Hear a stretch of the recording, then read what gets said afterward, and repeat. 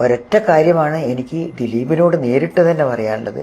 മഞ്ജുവാരെ തൊട്ട് കളിച്ചാൽ കേരളത്തിലെ സ്ത്രീകളോ കേരളത്തിലെ ജനങ്ങളോ ദിലീപിന് വിടില്ല. സ്വന്തം ഫാൻസിനെ കൊണ്ടോ ഗുണ്ടകളെ കൊണ്ടോ പണം കൊടുത്തിട്ടും അല്ലാതെയും ഇളക്കി വിട്ടിട്ടോ ഒക്കെ ചെയ്യുകയാണെങ്കിൽ അത് ഉറപ്പായിട്ടും തിരിച്ചടിക്കും. ആ കളിക്ക് ദിലീപ് നിൽക്കണ്ട എന്നാണ് എനിക്ക് പറയാം.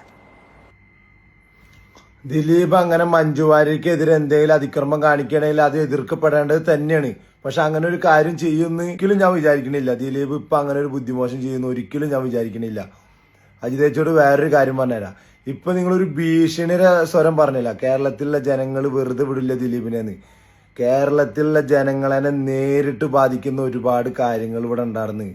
അതിനെതിരൊന്നും നിങ്ങളുടെ ഈ സാംസ്കാരിക നായികമാരൊന്നും എവിടെയും വായ തുറന്ന് കണ്ടിട്ടില്ല.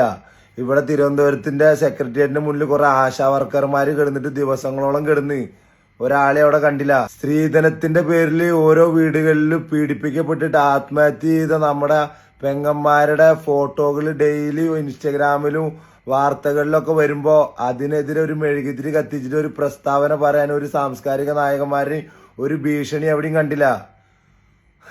ഉപ്പ് തൊട്ട് കർപ്പൂരം വരെയുള്ള സാധനങ്ങൾക്ക് വില കയറിയിട്ട് കേരളത്തിലുള്ള സാധാരണക്കാരന്റെ കോണം കയറിയിട്ട് മണി നിലത്ത് മുട്ടാനായിട്ട് നിൽക്കുന്ന ഈ കാലഘട്ടത്തിലും ഒരു സാംസ്കാരിക നായകന്മാരും ഭീഷണി സ്വരം എവിടെയും കേട്ടില്ല.